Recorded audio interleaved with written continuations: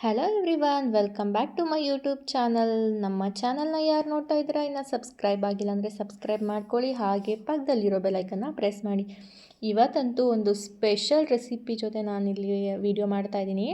So ಏನಪ್ಪ ಅಂತಂದರೆ ಕಡಲೆಕಾಳು ಪಲಾವ್. ಇದಂತೂ ತುಂಬ ಅಂದರೆ ತುಂಬ ಟೇಸ್ಟಿ, ತುಂಬ ಡಿಫ್ರೆಂಟಾಗಿ, ತುಂಬ ಸಿಂಪಲ್ ಇಂಗ್ರೀಡಿಯೆಂಟ್ಸಿಂದ ಬೇಗನೆ ಮಾಡೋ ಅಂಥ ಒಂದು ಬ್ರೇಕ್ಫಾಸ್ಟು.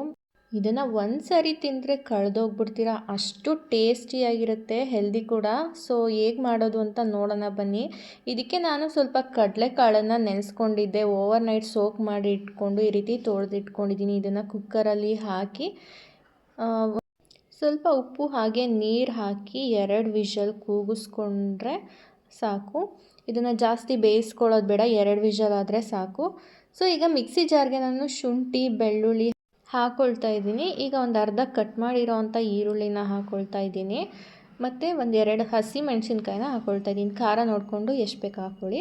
ಸ್ವಲ್ಪ ಪುದೀನ ಸೊಪ್ಪನ್ನು ಇಲ್ಲಿ ಹಾಕ್ಕೊಳ್ತಾ ಇದ್ದೀನಿ. ಸ್ವಲ್ಪ ನೀರು ಹಾಕಿ ಚೆನ್ನಾಗಿ ಗ್ರೈಂಡ್ ಮಾಡ್ಕೊಳ್ಳಿ. ಈಗ ನಾನು ಕುಕ್ಕರಲ್ಲಿ 2-3 ಟೇಬಲ್ ಸ್ಪೂನು ಆಯಿಲ್ನ ಹಾಕ್ಕೊಳ್ತೀನಿ. ನೀವು ತುಪ್ಪ ಬೇಕಿದ್ದರೂ ಯೂಸ್ ಮಾಡ್ಬೋದು. ಆಯಿಲ್ ಜಾಸ್ತಿ ಬೇಡ ಅಂದರೆ ಸ್ವಲ್ಪ ಕಡಿಮೆ ಹಾಕ್ಕೊಳ್ಬೋದು. ಸ್ವಲ್ಪ ಆಯಿಲ್ ಜಾಸ್ತಿ ಇದ್ದರೆ ಪಲಾವ್ ಚೆನ್ನಾಗಿ ಬರುತ್ತೆ. ಸೊ ಇಲ್ಲಿ ಪಲಾವ್ ಎಲೆ ಹಾಗೆ ಚಕ್ಕೆ ಲವಂಗ ಇದನ್ನು ಹಾಕ್ಕೊಳ್ತಾ ಇದ್ದೀನಿ.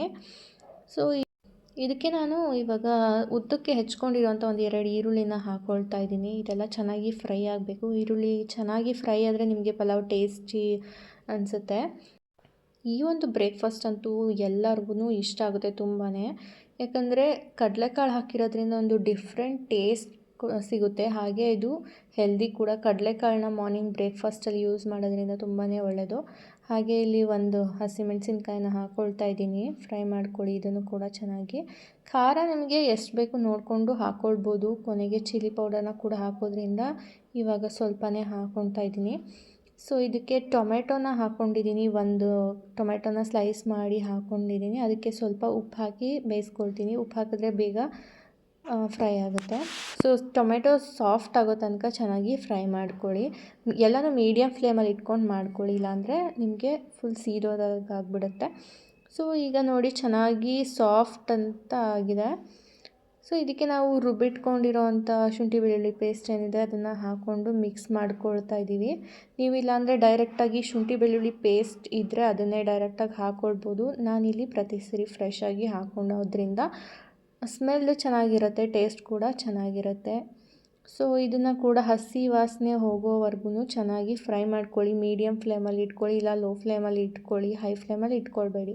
ಸೊ ಇದಕ್ಕೆ ನಾನೀಗ 1 ಸ್ಪೂನಷ್ಟು ಗರಂ ಮಸಾಲನ ಹಾಕ್ಕೊಳ್ತೀನಿ. 1/4 ಟೇಬಲ್ ಸ್ಪೂನಷ್ಟು ಅರಿಶಿನ ಹಾಕ್ಕೊಳ್ತಾ ಇದ್ದೀನಿ.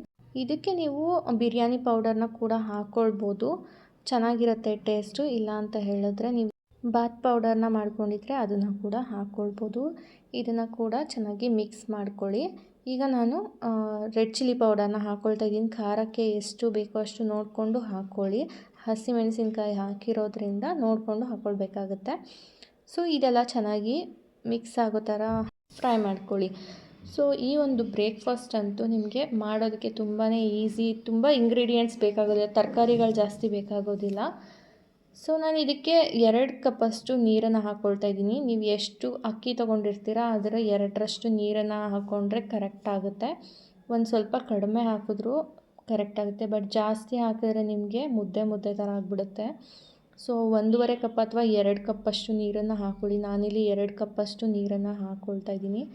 ಹಾಗೆ ರುಚಿಗೆ ತಕ್ಕಷ್ಟು ಉಪ್ಪನ್ನು ಹಾಕ್ಕೊಳ್ತಾ ಇದ್ದೀನಿ. ಇವಾಗ ಇದು ಚೆನ್ನಾಗಿ ಕುದೀತಾ ಇದೆ. ಇವಾಗ ನಾನು ಇದಕ್ಕೆ 1 ಆಲೂಗಡ್ಡೆನ ಕಟ್ ಮಾಡ್ಕೊಂಡಿದ್ದೀನಿ, ಸ್ವಲ್ಪ ದಪ್ಪಕ್ಕೆ ಕಟ್ ಮಾಡ್ಕೊಂಡಿದ್ದೀನಿ.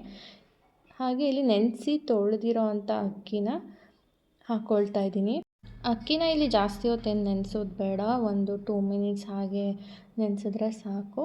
ಸೊ ಇದೆಲ್ಲ ಚೆನ್ನಾಗಿ ಕುದಿಯೋಕ್ಕೆ ಸ್ಟಾರ್ಟ್ ಆದಮೇಲೆ ನಾನಿಲ್ಲಿ ಕಡಲೆಕಾಳನ್ನು ಹಾಕ್ತಾಯಿದ್ದೀನಿ. ಯಾಕಂದರೆ ಲಾಸ್ಟಲ್ಲಿ ಹಾಕ್ಕೊಳ್ಬೇಕು, ಆಲ್ರೆಡಿ ಕಡಲೆಕಾಳು ಬೆಂದಿರೋದ್ರಿಂದ ಲಾಸ್ಟಲ್ಲಿ ಹಾಕ್ಕೊಳ್ಬೇಕು. ಈಗ ಕೊತ್ತಂಬರಿ ಸೊಪ್ಪನ್ನು ಕಟ್ ಮಾಡಿ ಹಾಕ್ಕೊಂಡು ಚೆನ್ನಾಗಿ ಮಿಕ್ಸ್ ಮಾಡ್ಕೊಳ್ಳಿ.